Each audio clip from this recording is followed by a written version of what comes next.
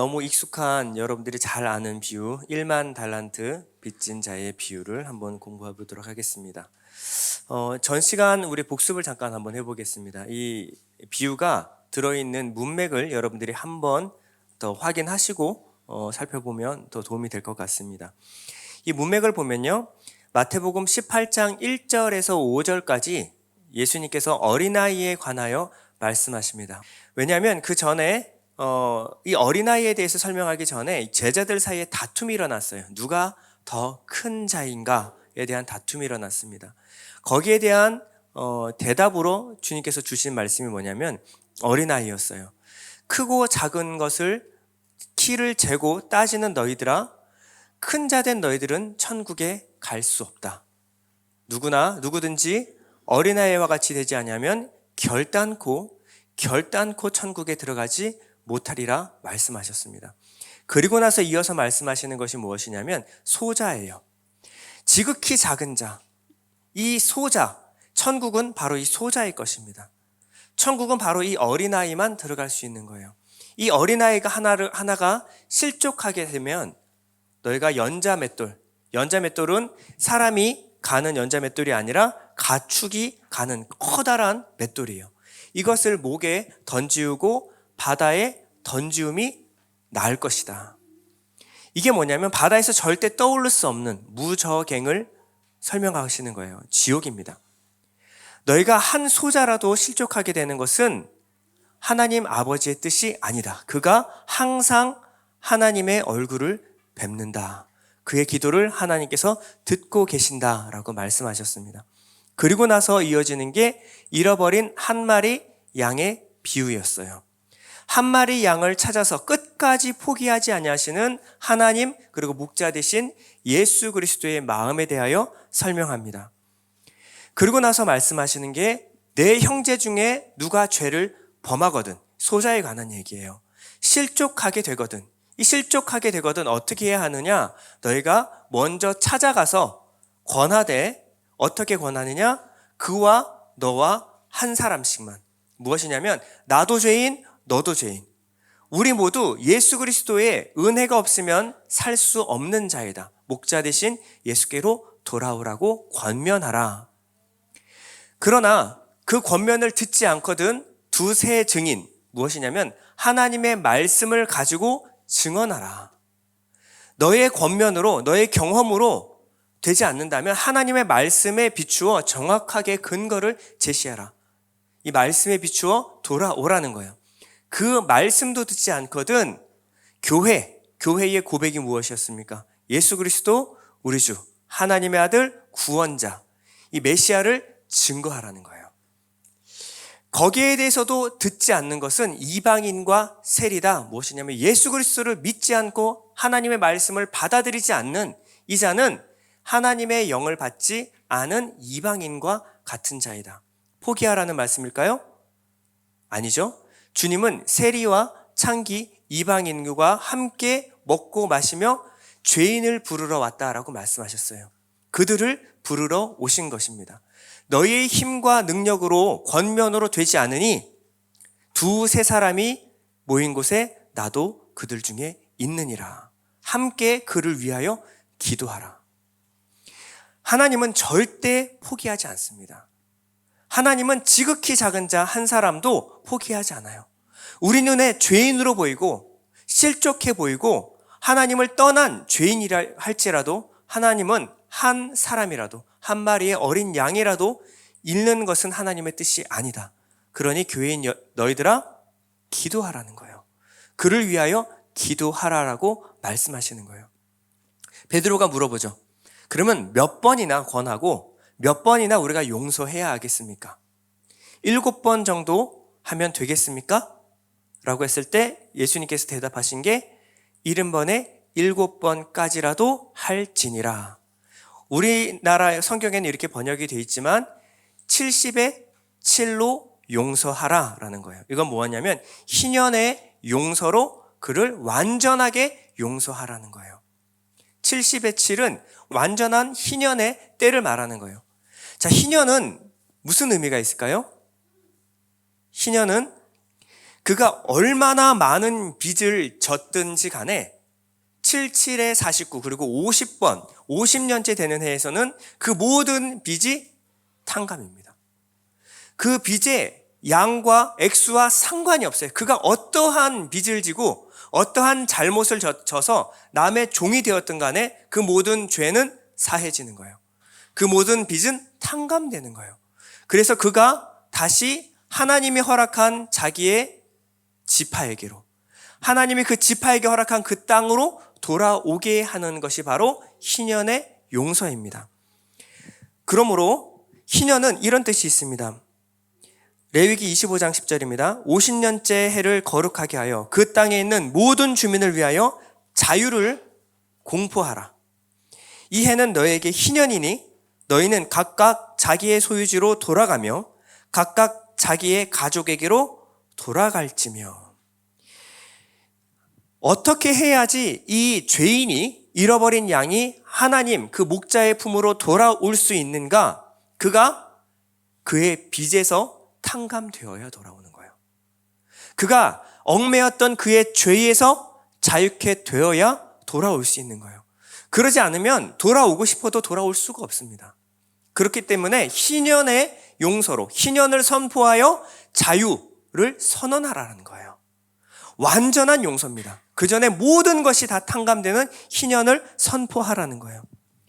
그러므로 희년은 돌아가며 돌아갈지며 돌아오는 의미가 있는 거예요. 이 돌아오다라고 하는 것을 슈브라고 하는데 이것이 바로 회개라는 의미입니다. 회개하고 돌아온다라는 거예요. 이 회개는 어떻게 하느냐? 쉰, 파괴하다, 베이트, 집. 그 전에 자기가 살던 집, 그 전에 나를 구축하고 있던 모든 것을 다 허물어버리고 돌아오는 것입니다.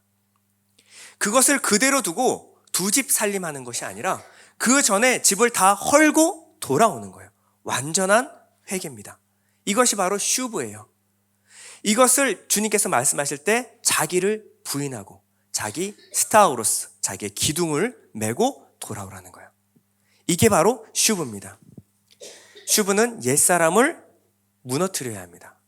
슈브는 얽매였던 모든 죄의 속박에서 벗어나 하나님께로 돌아오는 의미가 있는 거예요. 여러분, 여기까지 알고 그 다음에 오늘 1만 달란트 빚진 자를 살펴봐야 돼요. 왜요? 18장 23절에 보면요, 그러므로라고 연결하고 계십니다. 그러니까 앞에 있는 이 희년의 용서를 너희들이 이해했냐? 그러므로 천국은 이라고 설명하시는 거예요. 자, 희년을 다시 해서 부가적으로 설명하시는 내용이 뭐냐면 1만 달란트 빚진 자의 비유예요. 그러니 우리가 그 전에 알고 있던 너희가 용서받았으니 무조건 용서해야 돼. 그렇게 되면요, 여러분 이것은 또 다른 율법입니다. 나는 용서받았으니까 내게 죄 지은 자 내가 무조건 용서해야지. 이 영화 밀양에 나오는 시내처럼 자기 아들을 죽인 그 살인마를 용서하겠다고 들고 뛰어서는 안 돼요. 여러분, 이거는 율법은요, 눈에는 눈, 이에는 이예요. 차라리 율법이 쉬워요. 내 아들 죽였으면 네 아들 데리고 와. 네 아들도 처형. 눈에는 눈, 이에는 이. 율법이 여기였다면 여러분, 만약에 이것을 잘못 이해하면 너한테 잘못한 사람 무조건 다 용서해. 어떻게 용서를 해요? 이거는 더 큰 율법의 감옥입니다. 이 감옥에서 저 감옥으로 옮겨가는 거예요. 이 감옥이 싫어서, 율법이 싫어서 벗어났더니 자기 십자가를 지고 나를 쫓을 것이니라. 자기를 부인해야 된다. 그러니까 맨날 자기를 부인하는 열심을 내고 있는 거예요. 내가 죽어야지. 여러분, 이게 자유입니까? 이게 해방일까요? 아닙니다. 여러분, 희년을 이해해야지만 오늘 비유를 이해할 수 있습니다. 여러분, 먼저 희년으로 해서 죄와 모든 빚에서 탕감받은 사람이 다시 돌아오게 하기 위해서는 이가 그 전에 가족과 그 전에 내 고국을 그리워해야 된다는 전제가 있는 거예요. 자, 무슨 말이냐면요, 여러분들이 오랫동안 예수님을 믿었습니다. 예수님을 통해서 하나님이 주신 말씀을 끝없이 배웠어요. 이것이 신앙생활 내내 짐이 되었던 분이라면 나중에 돌아가시고 천국에 가셨을 때 여러분 집에 누가 오냐면 예수님이 들어오셨어요. 예수님에 대해서 잘 알지도 못하고 잘 십자가에 돌아가셔서 나를 구원했다는 거 외에는 잘 모르고 고마우신 분인 건 알겠는데 하루, 이틀, 3일까지 같이 대접해드리고 감사합니다. 이건 괜찮겠지만 어색하게 3일, 4일, 5일 안 가시는 거예요, 집에. 안 가세요? 물어봤는데 나 여기서 살 거야. 언제까지요? 영원히. 얼마나 어색하겠어요, 여러분들이. 그분이 누군지, 그분에 대해서 별로 친하지도 않고 어색한데, 그런데 어느 날 그 이가 자기 아버지도 데리고 와서 같이 산대요. 그 시아버지, 여러분에게 끝없이 이거 해라, 저거 해라, 이건 하지 말아야 된다, 이건 꼭 해야 된다, 이랬던 시아버지가 집에 들어와서 영원히 같이 산다라고 하면 여러분 그것이 천국입니까? 영원한 시집살이 기대가 되세요? 여러분 우리 신앙생활이 이 아버지와 아들과의 친밀한 관계, 그 누림이 없다라고 한다면 여러분 천국을 어떻게 견뎌내시겠습니까, 여러분? 마찬가지입니다. 이 슈브라고 하는 것은 아버지께로 돌아오는 것. 무엇보다도 죄사함 그리고 아버지께로 돌아감 사이에는 무엇이 있어야 되냐면 하나님 아버지에 대해서, 예수 그리스도에 대해서 올바로 알고 안다라고 하는 것은 야다, 친밀한 교제를 누리는 것까지를 포함하는 거예요.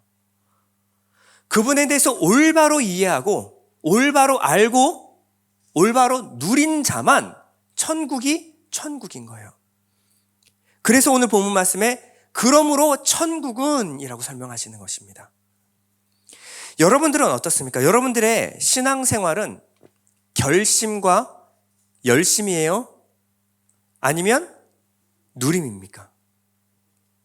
여러분들은 신앙생활을 하면서 내내 이제 결심, 내가 금식 기도하리라, 내가 11조 내리라, 주일 성수는 내가 꼭 하리라, 결심과 열심으로 신앙생활 하셨습니까? 아니면 누리셨습니까? 그렇죠? 여기에 비밀이 있는 거예요.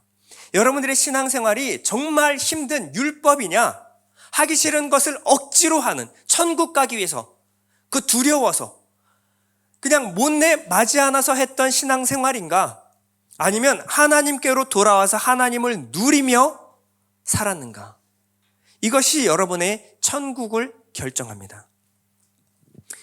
킴 폴리제라는 사업가가 있어요. 이쁘게 생겼죠? 그 자바라는 유명한 소프트웨어를 개발했고 마린바라는 회사를 운영하고 있는 굉장히 잘 나가는 CEO입니다. 이 사람의 당차고 자신감 있고 포부 넘치는 이 CEO의 경영 반침을 보고 많은 여성들이 이 여자와 같이 되리라 하는 표상이 되고 있는 어떤 한 CEO 중에 하나인데요. 평소 춤을 좋아한다는 그 킴 폴리제에게 기자가 가서 질문을 했습니다. 어떻게 하면 당신처럼 창의적이고 진취적으로 회사를 운영해 나갈 수가 있습니까? 킴 폴리제가 이렇게 얘기를 했어요. 저는 일을 하는 내내 단 한 번도 춤을 잊은 적이 없습니다. 무슨 말이냐면 춤을 좋아하는 것뿐만 아니라 일을 하면서 춤추듯 일을 하는 거예요. 춤을 통하여 일에 대한 수많은 영감을 얻습니다. 그리고 그 일을 통하여 춤을 상상해요. 이 여자에게 일은 하기 싫은 것을 억지로 하는 워크가 아니었어요. 플레잉, 일이었습니다. 누림이었어요. 즐김이었습니다. 그러므로 일을 하면서 수많은 창의력이 그 안에서 솟아 나오는 거예요. 이렇게 춤추듯이 일하는 사람, 축제형 인간을 호모 루덴스라고 합니다. 호모 루덴스는요, 어떤 분야에 있던 간에 그 일을 누리고 즐기며 살아가는 거예요. 이 사람들의 특징이 있는데요, 매우 자연스럽습니다. 그 모든 일에 있어서 어떠한 실패와 성공에 대한 중압감이 없어요. 미래에 대한 두려움과 어떤 틀을 바꾸는 것에 대한 두려움이 없습니다. 이게 바로 호모 루덴스예요. 춤을 추듯 놀이하듯 살아가는 거예요. 어떤 아이가 놀이터에서 블럭을 쌓다가, 아이들의 특징이죠. 쌓다 보면 블럭을 쌓고 무슨 건축을 해가지고 거기서 살 집을 만드는 애는 없어요. 애는 블럭을 막 쌓다가 나중에 실증 나면 박살내버려요. 그리고 다른 거 만듭니다. 비행기도 만들어요. 배도 만듭니다. 그러고 나서 또 박살내버려요. 놀이터에서 흙장난을 하는 아이들은 흙을 만들어가지고 건축 토목해가지고 집 짓는 애들 본 적이 없죠. 아이들은 소꿉장난 해가지고 뭐 먹는 음식 놀이도 했다가 집도 만들었다가 자기 집 싫으면 두꺼비 집도 만들었다가 그러고 나서 엄마 가자 그러면 발로 딱 밟아서 다 부셔버려요. 일체의 미련이 없습니다. 춤을 추듯 놀이하듯 사고하는 사람들의 특징이 그래요. 틀과 형식에 매이지 않습니다. 어떤 분야든 고수를 만나면 이런 사람들을 만날 수가 있어요. 또 한 사람의 고수를 하나 소개해 드릴게요. 이사도라 던컨이라는 여자예요. 이 사람은 기존의 발레라는 그 틀을, 형식을 떠나서 자유무용, 현대무용이라고 하죠. 현대무용의 창시자입니다. 이 여자가 춤추는 모습 한번 잠깐 볼까요?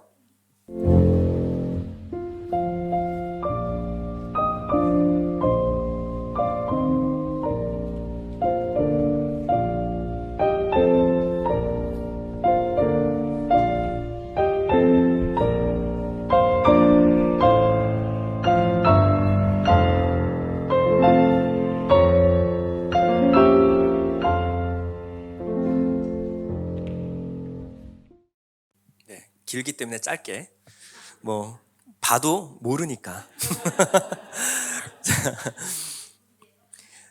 이해가 할 수 있나요? 자유롭죠. 카피? 흉내를 낼 수 있나요? 저 여자만 출 수 있는 춤입니다.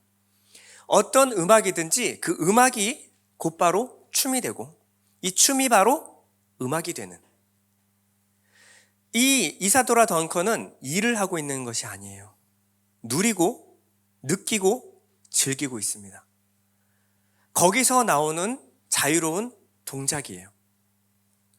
이것을 틀에 맞춰서 이렇게 해야 돼, 이런 소리가 날 때는 저렇게 해야 돼, 아니에요. 자유로운 겁니다. 이게 바로 축제형 인간인 호모 루덴스의 삶이에요. 반대면의 사람이 있습니다. 뭐냐면 호모 이코노미쿠스예요. 우리는 이걸 너무 잘 알아요. 어릴 때부터 부모님이 아이들한테 제일 많이 하는 얘기 중에 하나가 놀지 마, 이거예요.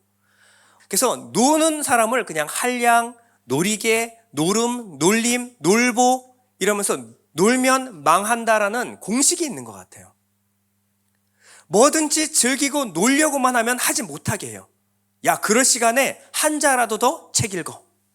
이게 우리나라 사람들의 사고방식이죠. 노는 것은 꼭 죄악시, 범죄시 해왔습니다. 뭐 일면 일리가 있습니다. 필요하죠. 참아야 되고 공부할 땐 공부해야 됩니다. 그런데 열심히 살다가 어느 순간 누려야 될 때 누리는 법을 알지 못해요. 배워본 적이 없어요. 그러니 실컷 일하고 자, 오늘은 좀 하루 놀자라고 하면 어떻게 놀아요? 이러고 놀아요. 그냥 코가 삐뚤어지게 술을 마시고 넥타이를 머리에다 메고 막춤을 춘다든지 망가지는 것, 이걸 그냥 놀이라고 생각하는 거예요. 놀아본 적이 없어서 그래요. 지금만 참으면 좋은 날 올 거야. 돈 벌면 행복해진다. 지금은 불행해도 언젠가 성공하면 행복해진다.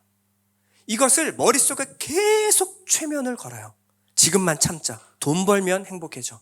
성공하면 행복해진다. 이것이 무엇이냐면 경제형 인간, 호모 이코노미쿠스예요. 이것을 끝없이 쇠뇌를 합니다. 스펙을 쌓아야 돼. 당장 무엇 자격증 하나라도 따야 돼.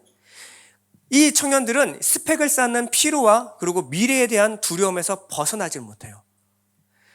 늘 내가 먹히지 않으려면 남을 잡아먹어야 되고, 발톱을 잘 숨겼다가 결정적인 순간에 발톱을 드러내라는 둥, 최고의 무기를 가져야만 살아남는다는 둥, 이런 얘기만 들었어요.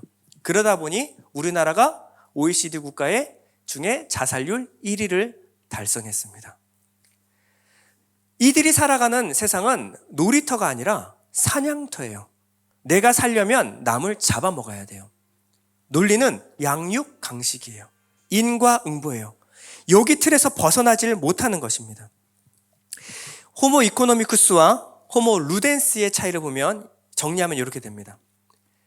호모 이코노미쿠스, 경제형 인간, 성공해야 행복한다라는 사람은 언제나 모든 일을 워킹해요. 일로 생각합니다.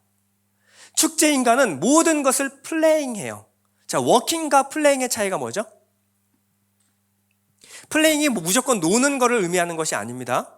드럼과 기타, 피아노를 연주할 때는 플레잉이라는 말을 써요. 무지하게 많은 연습이 필요합니다. 기타나 드럼을 칠 때는 무지하게 많은 숙련을 해야 돼요. 그러나 워킹하는 거 아니에요. 플레잉하는 것입니다. 무언가 창의적인 일을 할 때는 플레잉이라는 말을 써요. 창의적인 예술 활동을 할 때는 플레잉이라는 말을 씁니다. 놀이와 일이 어우러져 있는 거예요. 워킹의 특징은 뭐냐면 효율과 결과, 실적을 강조해요. 성공하는가, 실패하는가. 그럼 플레잉의 결과는 뭐예요? 플레잉은 어떻게 해야지 플레잉할 수 있어요? 플레잉은 열심히 한다고 되는 게 아니에요. 누려야 합니다. 즐길 줄 알아야 돼요. 그 일을, 그 삶을 즐기면서 나오는 것이 바로 플레잉이에요. 여러분, 이제 조금 더 제가 하고자 하는 말에 좀 접근해 볼게요. 하나님의 사역, 미니스트리, 하나님의 일은 워킹일까요? 플레잉일까요? 하나님이 효율과 실적을 내길 원하실까요? 여러분들에게? 여러분, 하나님은 성공과 실패에 연연할까요? 하나님이 실패할 수 있어요? 하나님은 실패를 할 수 없는 분이 하나님입니다. 실패에 연연하지 않는 분이 하는 것은 워킹이 아니에요. 무언가 성취하고 이끌어내고 성공하고 이런 의미가 아니에요. 하나님이 하시는 것은. 하나님은 플레잉입니다. 여러분 안에서 하나님이 역사하고 일하실 때는 어떻게 하신다고요? 플레잉 하시는 거예요. 만약에 여러분 안에서 성령께서 소원을 두고 행하게 하시는 것이 무엇인지를 여러분 잘 생각해 보세요. 워킹이냐, 열심, 결심으로 되는 것이냐, 아니면 플레잉, 누림으로 가능케 되는 것인가. 여러분의 신앙생활이 열심과 결심이면 여전히 율법에 매여 있는 거예요. 그러나 하나님 말씀을 누리며 살아간다면, 하나님 말씀에서 얻어지는 그 은혜와 하나님 말씀에 얻어지는 그 누림을 살아간다면 여러분들의 신앙생활은 항상 플레잉입니다. 더 많이 누리고 싶은 거예요. 이것이 바로 하나님에 대해서 올바로 아는 알미예요. 신앙은 여러분에게 자유를 가져다 줍니다. 올바른 진리는 여러분들의 모든 구석에서 해방하게 해요. 거기서 끝이 아닙니다. 이들은 하나님의 말씀을 받을 때 무언가 결박되는 것이 아니라 누리게 돼요. 하나님 말씀을 들었을 때 이거 해야 된다, 저거 해야 된다라는 부담으로 갔느냐, 누림으로 갔느냐. 우리나라 사람들은 신앙생활을 오래 하지만 하나님 말씀을 누림에서 오는 그 기쁨을 잘 모르는 것 같아요. 신앙생활을 오래 할 때 처음에는요, 열심히 필요합니다. 인정해요. 처음에 할 때는 훈련이 필요합니다. 그러나 어느 순간 적정선에 다다르면 누림이 되어야 돼요. 말씀에서 평안과 위로와 힘과 그리고 여러분 살아갈 능력을 얻어야 합니다. 하나님 말씀을 기쁘게 즐겁게 듣는 게 필요해요. 주의 말씀은 내 입에 꿀송이보다 더 달다. 여러분 이것을 경험해야 돼요. 이분과 영원히 살아간다면 내 마음에 소원이 없겠다. 내 세상에 어떤 곳에 가더라도 주님과 함께만 있다면 내 마음이 기쁠 수 있습니다. 여러분 이것을 경험하는 것이 신앙생활이라는 거예요. 여러분 만약에 하나님 말씀이 여러분에게 떨어졌을 때 명령이 아니라 누림이 된다면 하나님 말씀은 음악과도 같아요. 그저 명령에 순종, 굴복하는 것이 아니라 하나님 말씀에 들렸을 때 그 말씀에 어우러지게 행동하는 것을 춤이라고 하는 것입니다. 하나님 말씀이 음악처럼 들려요. 그럼 어떻게 해요? 내 안에 마음의 평안함과 위로와 기쁨이 솟아나옵니다. 거기서 나오는 마땅한 반응은 춤이라고 하는 거예요. 워크가 아니에요. 춤이라고 하는 것입니다. 이것이 바로 이끄실 때 순종하는 자들만 아는 비밀이에요. 성령을 따라 행하는, 영을 따라, 바람을 따라 움직이는 사람들의 삶의 핵심입니다. 여러분, 이것이 오늘 1만 달란트 빚진 자를 푸는 비결이에요. 오늘 본문 말씀 보면요, 세 가지의 관계가 등장합니다. 첫 번째, 임금이에요. 왕입니다. 그리고 1만 달란트 빚진 자가 나와요. 1만 달란트는요, 한 사람이 일해서 갚을 수 있는 돈, 한 사람이 몇 년 동안 갚아야 되냐면 13만 7천 년 갚아야 돼요. 여러분, 장수하면 몇 년 살아요? 100년, 120년 살죠? 13만 7천 년을 어떻게 갚아요? 도저히 불가능한 액수를 지금 말하는 거예요. 그런데 임금이 갚아라고 했을 때 어떻게 해야 돼요? 저는 도저히 갚을 수 있는 능력이 없습니다. 죽여주시옵소서. 이게 마땅한 반응 아닙니까? 근데 호기롭게 조금만 참으시옵소서. 내가 다 갚겠나이다. 도대체 뭘 해서 갚아요? 여러분, 이걸 무엇을 설명하고 있을까요? 이 문맥상 봤을 때 무엇을 설명하는 걸까요? 돈일까요? 아닙니다. 하나님이 우리에게 무언가 요구를 하셨는데 우리가 호기롭게 네, 다 지켜 행하겠습니다 한 게 있어요. 뭐예요? 율법이에요. 이걸 어떻게 다 행해요? 율법은 우리가 할 수 없는 겁니다. 다 지켜 행하다가 하나라도 어기면 다 어긴 것이 된다 그랬어요. 율법은 하나입니다. 근데 이 율법을 내가 다 지켜 행하겠습니다. 바리새인들이에요. 이 임금이 어떻게 했냐면 불쌍히 여겨. 야, 불쌍하다. 네가 지금 무슨 얘기를 하고 있는지도 알지 못하는구나. 그래서 임금이 어떻게 했어요? 불쌍히 여겨, 긍휼히 여겨 탕감해 주었다. 근데 탕감의 그 비밀이 무엇이냐? 바로 전에 나와요. 희년이에요. 희년을 선포해버린 거예요. 지금부터 모든 빚은 탕감되었다. 왕이 희년을 선포함으로 말미암아 탕감돼버린 거예요. 그러면 이 1만 달란트 빚진 자의 자기 인식은 어떻게 해요? 내가 대단한 사람이어서 왕이 나를 위하여 탕감해 주었다. 이렇게 생각할까요? 아니에요. 한 게 뭐가 있어요. 근데 이 왕이 은혜와 긍휼이 풍성해서 나를 불쌍히 여겨 희년을 선포해 주었다라고 알아야 돼요. 그런데 지나가다가 동관이라고 하는 것은 같은 나라의 같은 임금을 섬기는 사람을 말하는 겁니다. 앞에 말로 하면 내 형제가 죄를 범하거든. 형제예요. 이 형제가 왔어요. 100데나리온, 몇백만 원 빚졌어요. 이 사람을 보고 목을 턱 잡는 거예요. 그리고 어떻게 해요? 갚아. 너 나한테 빚진 거 다 갚아. 이 동관이 무릎을 꿇고 엎드려서 빕니다. 조금만 참아주십시오. 내가 다 갚겠습니다. 그딴 게 어딨어. 시간 다 됐어. 그리고 감옥에다가 쳐넣어버렸어요. 이 소식을 듣고 신하들이 가서 임금께 아뢰입니다. 그랬더니 임금이 무슨 얘기를 하죠? 18장 32절부터 33절 여러분 다 같이 읽어보겠습니다. 시작. 이에 주인이 그를 불러다가 말하되 악한 종아, 내가 빌기에 내가 내 빚을 전부 탕감하여 주었거늘 내가 너를 불쌍히 여긴 것 같이 너도 내 동료를 불쌍히 여김이 마땅하지 아니하냐 하고. 네가 용서를 받았기 때문에 앞으로 너한테 죄 지은 사람은 무조건 용서해야 돼라는 의무를 말하는 게 아니에요. 이거는 또다시 율법입니다. 그 얘기를 하는 것이 아니에요.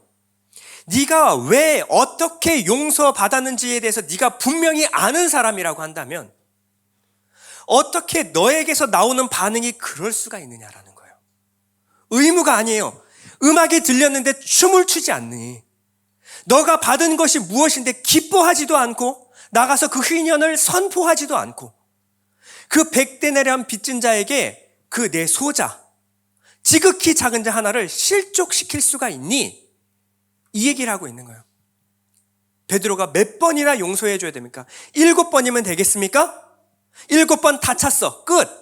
내가 7번이나 봐줬으면 된 거야. 너 감옥에 쳐넣어. 이 얘기를 하고 계시는 거예요. 7번? 아니, 희년을 선포하라니까. 완전한 자유를 선포하라니까. 그런데 어떻게 지극히 작은 자, 그 자에게 가서 너희가 실족시킬 수가 있니? 주님 이 비유를 통해서 말씀하고자 하는 것이 바로 이거예요. 내 형제에게 가서. 여러분 이가 어떻게 용서받았냐면 먼저 동관이 와서 어떻게 비는지 한번 볼게요. 18장 29절 보면요. 그 동료가 엎드려 간구하여 이르되 나에게 참아주소서 갚으리라. 1만 달란트 빚진 자가 왕에게 어떻게 빌었는지 한번 볼까요? 26절 그 종이 엎드려 절하며 이르되 내게 참으소서 다 갚으리라. 일부러 똑같이 적어놓은 거예요, 대사를. 여러분 이 형제가 와서 내게 간구하여 이르되 내게 참아주소서 갚으리이다 라는 말을 할 때 내게 참으소서 다 갚으리이다 내가 했던 말이 생각이 안 날까요? 여러분 그 죄 지은 형제를 보면서 자기 모습이 보이지 않을까요? 어떻게 그 100데나리온 죄 지은 자 용서를 간구하는 그에게 가서 다 갚아. 율법의 모든 요구 다 지켜. 안 지키면 너 이방인이야. 세리야. 창기야. 어떻게 이런 말 할 수 있냐라는 거예요. 그 안에 있는 그 모습을 통해 누구를 봐야 돼요? 내 모습을 봐야죠. 그 안에 있는 내 죄를 발견했을 때 무엇을 생각하게 돼 있어요? 나는 너보다 더 큰 죄인이었어. 그런데 그런 죄인이 어떻게 탕감받았어요? 그 긍휼이 풍성하신 그 하늘 임금께서 나를 용서해 주셨어. 어떻게? 희년의 용서로 용서해 주셨어. 그러면 나를 용서해 주신 그 임금이 너의 임금이다. 동관이다. 그러니 어떻게? 너에게도 희년이 선포되었다. 너도 자유야.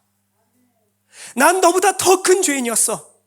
나는 죄인 중에 괴수였다. 그런데 이러한 나를 품고 사랑하신 그 긍휼하심과 은혜 때문에 내가 다시 살게 됐어. 그러니 너도 살 수 있어. 그러니 너도 자유야. 이 희년의 용서를 선포해야죠.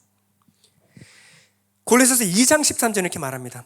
또 범죄와 육체의 무할례로 죽었던 너희를 하나님이 그와 함께 살리시고 우리의 모든 죄를 사하시고 우리를 거스르고 불리하게 하는 법조문으로 쓴 증서를 지우시고 제하여 버리사 십자가에 못 박으시고 모든 이 증서를 십자가에 못 박아버리신 겁니다. 통치자들과 권세들을 무력화하여 드러내어 구경거리로 삼으시고 십자가로 그들을 이기셨느니라. 이것으로 말미암아 슈브 하나님께로 우리가 돌아갈 수 있었던 거예요. 이 사람은 동관의 목을 잡고 감옥에다 쳐넣었어요. 이 사람의 머릿속에는 하나님 아버지의 긍휼하심과 은혜와 사랑이 각인되어 있을까요? 없는 거예요. 들었어요. 네, 알아요. 근데 삶은 의무, 권리, 그리고 그의 삶의 방식은 양육강식, 인과응보, 행한 대로 갚는다. 늘 이거예요. 아니 은혜로 긍휼하심으로 우리가 구원을 얻었는데 신앙생활하는 내내 그들의 교리는 뭡니까? 행한 대로 갚아주신다. 하나님이 여러분에게 그렇게 하셨습니까? 여러분 하나님이 여러분에게 그렇게 하셨어요? 단 한 번도. 여러분 그렇게 해서 만약에 하나님 여러분이 그렇게 했다면 여기 앉아 있을 수 있는 사람 한 명이라도 있을까요? 그런데 왜 남을 그렇게 판단하는 거예요? 하나님의 행한 대로 갚아주신다. 언제 그랬어요? 하나님은 은혜와 긍휼로 용서해 주시는 분이십니다. 그가 어떠한 죄를 지었든 간에 아버지께로 돌아오면 살 길을 찾습니다. 돌아가면 돼요. 그 임금께 돌아가면 희년을 선포해 주십니다. 그러므로 돌아오면 되는 거예요. 이러한 눈으로 이웃을 바라보냐는 거예요. 그 이웃을 통하여 내 모습, 내 죄된 모습을 발견하고 너도 아버지께로 돌아와야 살 길을 찾아. 여러분 이렇게 가르치냐는 거예요. 우리는 늘 기도합니다. 우리에게 죄 지은 자를 사하여 준 것 같이 우리의 죄를 사하여 주옵시고. 무슨 말이에요? 내가 남 용서 안 하면 내 죄 용서 안 한다라는 얘기일까요? 이제는 율법의 시대가 끝났다라는 거예요. 율법은요, 우리에게 죄 지은 자를 정확하게 눈에는 눈, 이에는 이로 돌려주는 것이 율법입니다. 근데 여러분 어떻게 기도해요? 우리에게 죄 지은 자를 사하여 준 것 같이 우리의 죄도 사하여졌습니다. 희년입니다. 은혜의 시대예요. 이제 율법의 시대가 아닙니다. 행한 대로 갚아주시는 게 아니라 은혜와 긍휼로 덮으시는 하나님을 여러분 아셔야 되는 거예요. 그러므로 이 용서가 너희 안에 뚫고 들어갔으니 희년을 선포하라. 그리고 너 자신부터 희년을 살아내어라. 자유를 살아내라 라는 거예요. 이 18장 18절 앞에 보면요, 진실로 너에게 이르노니 무엇이든지 너희가 땅에서 매면 하늘에서도 매일 것이요 무엇이든지 땅에서 풀면 하늘에서도 풀리리라. 너희가 이 땅에서 희년으로 살아내면 이 하늘의 모든 부하가 풀어져요. 하나님의 그 희년의 선포가 이 땅 가운데 선포가 됩니다. 근데 여러분들이 여전히 무엇으로 매면, 율법으로 매면 이 땅의 모든 죄인들이 행한 대로 갚는다라는 교리 안에 들어가게 되어 있는 거예요. 여러분, 은혜로 구원받은 자가 어떻게 율법을 다 지켜 행하라고 가르칠 수가 있습니까? 아니, 율법을 지켜 행할 수 있는 능력이 우리에게 없다는 것을 누구보다 여러분들이 잘 알잖아요. 그런데 어떻게 그것을 요구할 수가 있어요? 요한일서 4장 9절에서 11절 한번 볼게요. 여러분들 읽어보겠습니다. 시작. 하나님의 사랑이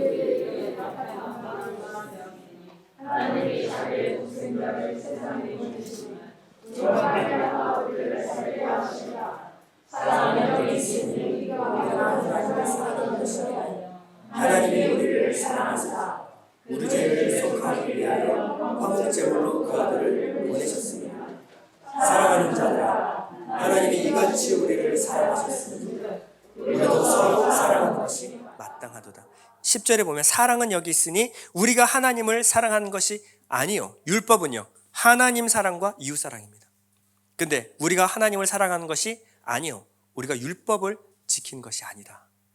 그러나 하나님이 우리를 사랑하셨다. 그게 뭐예요? 화목제물로 예수 그리스도를 보내어 우리를 자유케 하셨어요. 그 모든 죄의 속박에서부터 해방하셨습니다. 희년을 선포하셨어요. 그러므로 이 사랑을 우리가 받았으니 우리도 이 사랑으로 형제를 사랑하는 것이 마땅하지 아니하냐.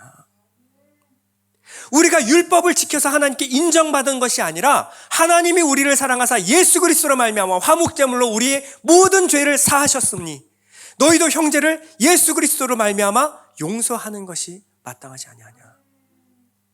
여러분, 이 은혜의 복음을 증언하는 것이 마땅하지 않냐라는 거예요. 이 은혜를 주어 그를 죄에서 자유케 하는 것이 마땅하지 아니하냐. 쇼생크 탈출이라는 영화가 있어요. 지금으로부터 25년밖에 되지 않은 따끈따끈한 영화인데요. 최근에 영화를 제가 안 봐서 울고먹고 또 울고먹고 있습니다. 이 쇼생크 탈출에 보면 오늘 비유에 나와 있는 이 심리에 대해서 참 잘 설명했다라는 생각이 듭니다. 여기 보면 이 앤디라는 청년 하나가 나오는데요. 잘 나가는 청년이었습니다. 회계사고 똑똑한 사람이었어요. 그런데 이 청년이 아니죠. 이 사람의 아내가 다른 사람과 바람이 났어요. 그 사실을 알게 됐습니다. 비 오는 날 술을 이만큼 마시고 총을 들고 있었어요. 근데 쏜 게 아니에요. 죽이고 싶었던 거죠. 그런데 그 정부와 아내가 둘 다 죽은 채로 발견이 됐어요. 법정에서는 제일 먼저 의심하는 게 바로 앤디라는 청년입니다. 이 사람을 결국 죄질이 악한 사람들만 가두는 쇼생크에다가 가둬버렸어요. 근데 쇼생크에서 너 억울하지도 않냐? 죽이지도 않은 아내를 네가 죽였다라는 누명을 뒤집어 썼는데 앤디가 시간이 지나면서 이 얘기를 하는 거예요. 거의 내가 죽인 거나 마찬가지입니다. 내 성격 때문에. 무슨 말이냐면 저는 단 한 번도 아내에게 눈길을 준 적이 없습니다. 일밖에 몰랐어요. 관계가 다 박살나고 깨진 지 그것도 모르고 오직 돈, 성공, 일, 출세에만 관심이 있던 사람입니다. 누가 내 옆에 남아있겠습니까? 그 여자가 그렇게 사는 건 당연한 거예요. 그리고 저는 하루에 10번이라도 그 여자와 그리고 그 여자와 함께 바람난 그 남자를 죽이고 싶었습니다. 제가 방아쇠를 당기지 않았을 뿐이지 거의 제가 죽인 거나 마찬가지예요. 그 사람이 안 죽였으면 제가 죽였을 겁니다. 그러니 그게 그거예요. 시간이 지나면서 앤디는 이 아이러니하게도 쇼생크라는 감옥 안에서 자기 안에 있던 미움과 시기, 질투, 원망, 분노, 저주를 발견해냈어요. 언제라도 사람을 죽일 각오가 되어 있습니다. 호모 이코노미쿠스. 내가 살려면 남을 죽여야 된다. 늘 이 감옥 안에서 살고 있었던 거예요. 그런데 쇼생크에서 이것을 발견하고 이 모든 미움과 다툼 시기로부터 인정하고 벗어나기 시작했어요. 거기서부터 쇼생크 안에서 자유함을 경험했습니다.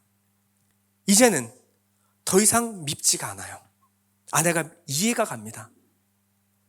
그리고 불쌍하기 시작했어요. 아내가. 그래, 그럴 수 있어. 앤디는 그것뿐만 아니라 나아가서 쇼생크 안에서 자유를 살아갑니다. 이제는 구체화해서 이 죄수들, 동료들에게 시원한 맥주를 선물하기도 하고요. 그리고 도서관을 증축하고 고등학교 이상의 교육을 받기도 합니다. 어느 날 이 기부된 책들 중에서 모차르트의 피가로의 결혼이라는 음반을 발견해요. 어떻게 할까요? 자기만 몰래 들어도 되는데 이것을 감옥에다가 모든 동료들에게 틀어줍니다. 한번 볼까요?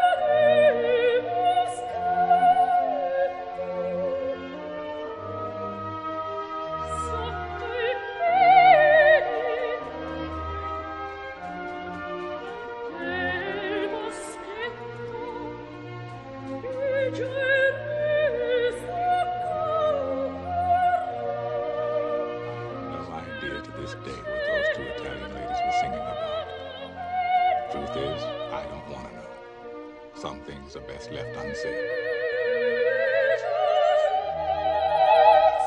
I like to think they were singing about something so beautiful it can't be expressed in words, and makes your heart ache because of it. I tell you, those voices soared, higher and farther than anybody in a great place dares to dream. It was like some beautiful bird flapped into our drab little cage and made those walls dissolve away. And for the briefest of moments, every last man at Shawshank felt free. It pissed the warden off something awful. Open the door.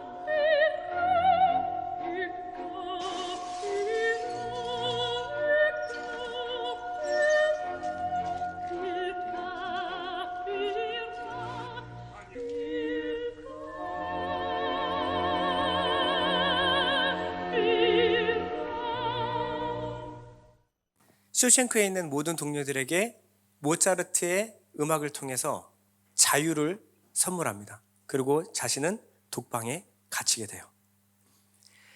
명장면 중에 하나가 뭐냐면 쇼생크에서 이 스피커라고 하는 것은 늘 명령하는 곳입니다. 해, 하지마, 집합, 해산.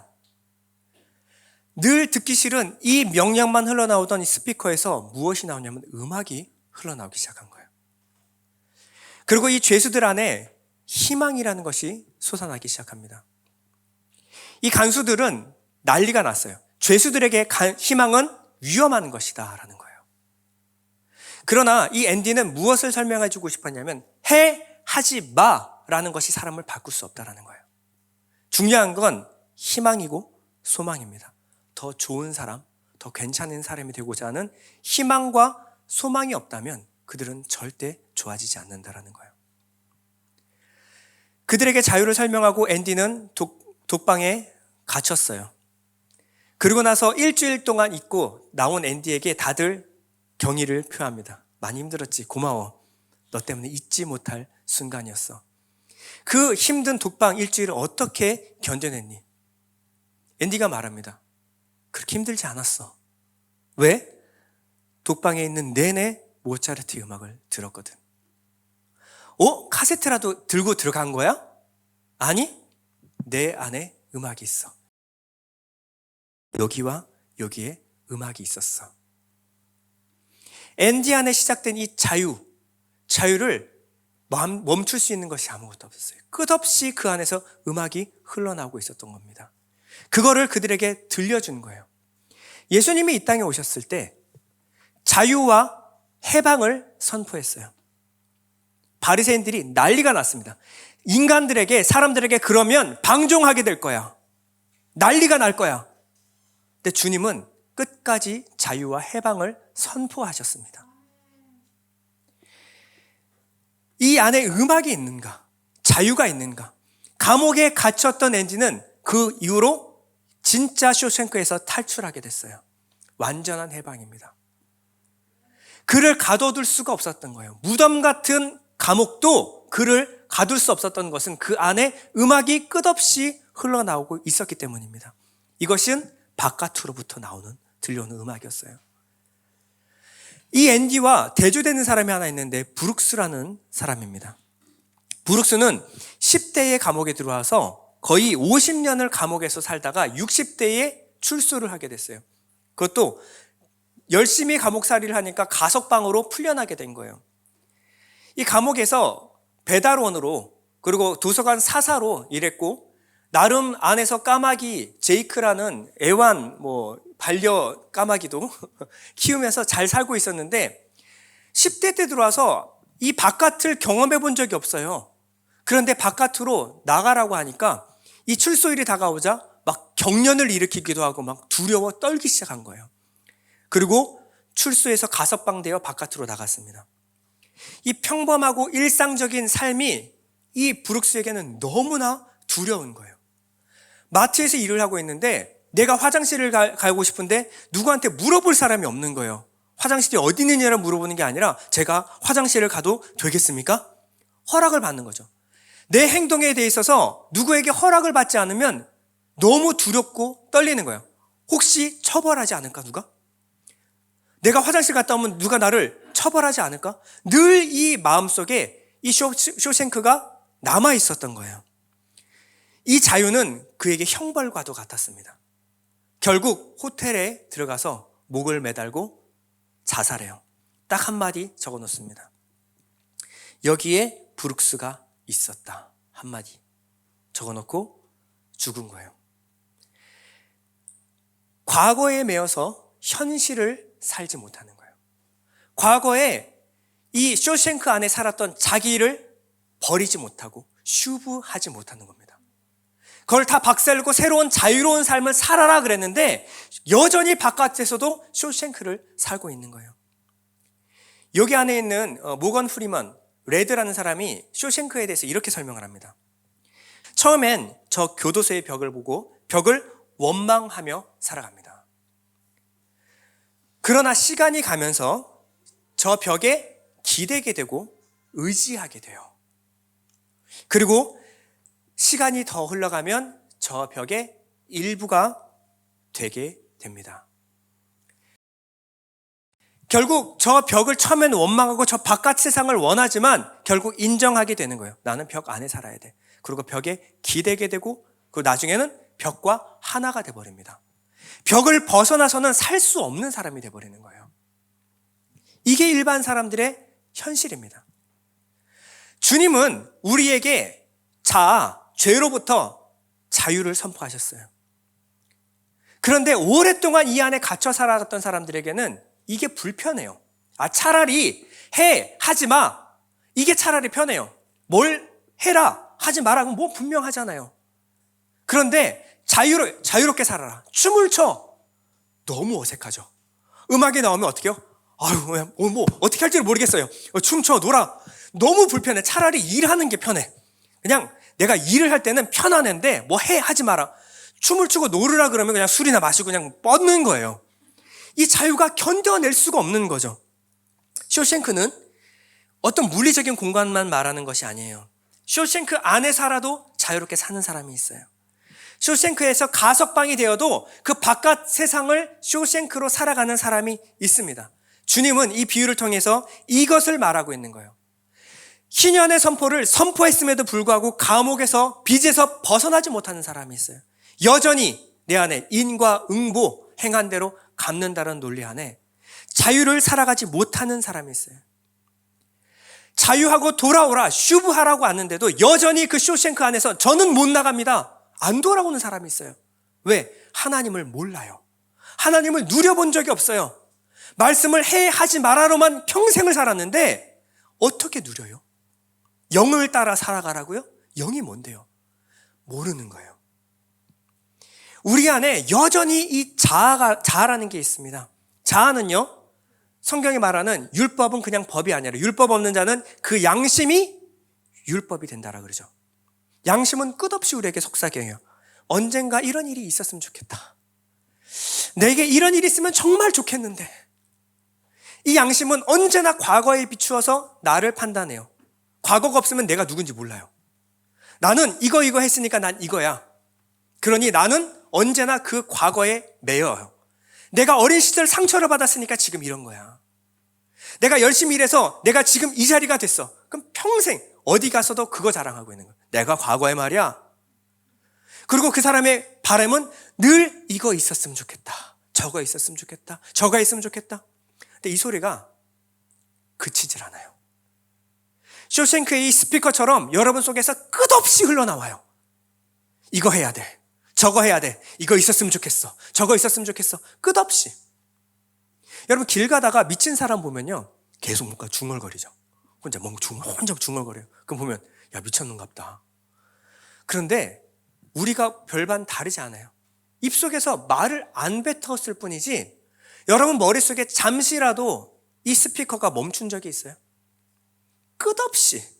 끝없이 원망하고 불평하고 비교하고 좋아하기도 하고 싫어하기도 하고 판단하고 추측하고 이 소리가 여러분 마음소리를 너무 시끄럽게 만들어버리는 거예요. 주님은 그거 부시고 밖으로 나와. 네 말이 아니라 하나님의 말을 듣고 믿고 살아라. 그거 다 거짓이야. 인광보 그런 거 없어. 하나님이 하면 되고 하나님이 안 한다 안 된다 그러면 안 되는 거예요. 하나님의 말씀이 진리입니다. 그런데 끝없이 나는 다시 자아로 들어가요. 왜? 이게 편하거든요. 평생 이 남편과 살았어요. 이게 다음 주에 예고편입니다. 이 남편과 평생을 살았어요. 그러니 나오라는데 못 나오는 거예요. 이게 익숙해요.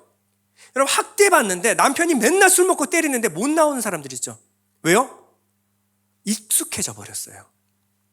자유를 살아낼 용기가 없는 겁니다. 평생 이렇게 살았는데 괜찮아 이래요. 하나도 안 괜찮아요. 끝없이 언젠가 이런 일이 있었으면 좋겠어. 이런 일이 일어났으면 좋겠어. 이런 일이 생기면 좋을 텐데 자기를 스스로 보호해야 된다고 생각해요. 자기가 언제나 이 양육강식의 세상에서 힘을 키워야 된다고 생각합니다. 인과응보, 행한 대로 갚는다. 하나님의 이 교리 앞에서 언제나 올바르게 살아야 된다. 하나님이 그러지 않으면 나를 형벌을 주실 거야. 나에게 벌 주실 거야. 이 두려운 하나님, 무서운 하나님 누려본 적이 없어요. 여러분, 이것은요, 여러분 머릿속에 고문도구가 하나 들어가 있는 거예요. 끝없이 여러분들 주리를 틀어요. 너 이렇게 할 거야? 저렇게 할 거야? 그럼 어떻게 해요? 두려워요. 늘 처벌이 따릅니다. 자유는 위험천만한 거야. 하나님은 두려운 분이야. 행한 대로 다 갚아줄 거야. 불꽃 같은 눈으로 다 보고 있다. 그러니 똑바로 살아. 아무 소망이 없어요. 이 자아가 내가 되고 내가 자아가 돼버려요. 여러분, 이 자아에서 벗어나지 못하면 결국 이 자아는, 첫 번째 육체, 이 자아는 결국 무저갱에 던져지게 되는 거예요. 이 자아가 던져질 때 여러분들이 그것과 함께 던져질 수 있다는 거예요. 여러분들은 그것이 여러분이라고 생각하지 마십시오. 아니에요. 속이는 겁니다. 그것은 끝없이 여러분들을 정죄하는 거예요.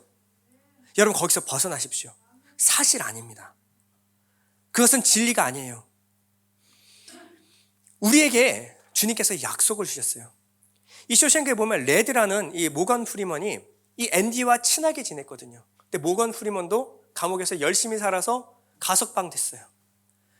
근데 이게 머리로는 알지만 브룩스의 스토리를 살아보니까 안 돼요. 혼자 어떻게 살아요? 이 두려운 세상을. 나이도 들고 늙었고 범죄자, 전과자예요. 아무것도 할 수 없어요. 결국은 이 레드도 똑같은 호텔에 들어가서 목을 매달고 봤는데 무엇이 적혀있냐면 여기에 브룩스가 있었다. 그것을 본 거예요. 목을 매달고 죽은 유다, 브룩스가 있었어요. 그것을 보고 레드가 적습니다. 레드도 여기에 있었다. 과거형으로. 그러나 거기서 빠져나갔어요. 어디로 갔을까요? 앤디와의 약속을 기억해냈어요. 그리고 약속을 따라서 앤디가 약속한 곳, 앤디가 말한 곳을 열심히 찾아갑니다. 그리고 그 나무 아래 들어가서 앤디가 묻어놓은 어떤 철제 통 안에 든 것을 발견해요. 그 통 안에는 돈과 편지가 들어있었어요. 이 떡갈나무 아래서 앤디가 발견한 철제 상자의 편지를 읽어봅니다. 이렇게 적혀 있었어요. 레드, 이 편지를 읽고 있다면 밖으로 나온 거겠죠? 여기까지 왔다면 아마 좀 더 멀리 올 수도 있을 거예요. 그 마을 이름 기억하죠? 내 사업을 도와줄 좋은 친구가 필요해요. 체스판을 준비하고 당신을 기다리고 있을게요. 기억해요, 레드. 소망은 좋은 거랍니다. 어쩌면 모든 것 중에 가장 소중한 것일지도 몰라요. 소중한 것, 소망은 절대 사라지지 않습니다. 이 편지가 당신을 발견하기를 기원합니다. 그리고 건강하기를 희망합니다. 당신의 친구 앤디. 주님은 그냥 떠나신 분이 아니에요. 우리에게 무엇을 줬냐면 편지 한 장을 남겨두셨어요. 여기에 자유에 대한 비밀이 있습니다. 어느 순간 여러분 삶에 위기가 오고 힘들 때 우리가 돌아갈 곳은 바로 이 편지예요. 그리고 이 편지가 또 여러분들을 발견하기를 기원합니다. 여러분, 이 안에 참된 안식과 쉼이 있어요. 처음엔 믿기지 않겠지만 그 말씀이 여러분 안에 들어가면 심기고 싹이 트고 소망으로 자리 잡게 돼요. 믿어집니다. 그리고 사라져요. 누립니다. 여기에 복된 소식이 있습니다. 여러분들의 모든 그 마음으로부터, 속삭이는 마음으로부터 이 말씀은 여러분들을 자유케 할 것입니다. 진짜 해방이에요. 진짜 자유입니다. 희년이에요. 여러분 행한 대로 갚지 않습니다. 하나님은 여러분들의 긍휼로 덮으시는 분이에요. 우리의 마음이 그분의 지혜와 연결된다면 비로소 우리의 마음은 쉼을 누릴 수가 있습니다. 그분의 뜻에 자신을 맡기십시오. 하나님을 누리고 즐기며 살아가는 여러분 되기를 소망합니다. 잠시 눈을 감겠습니다.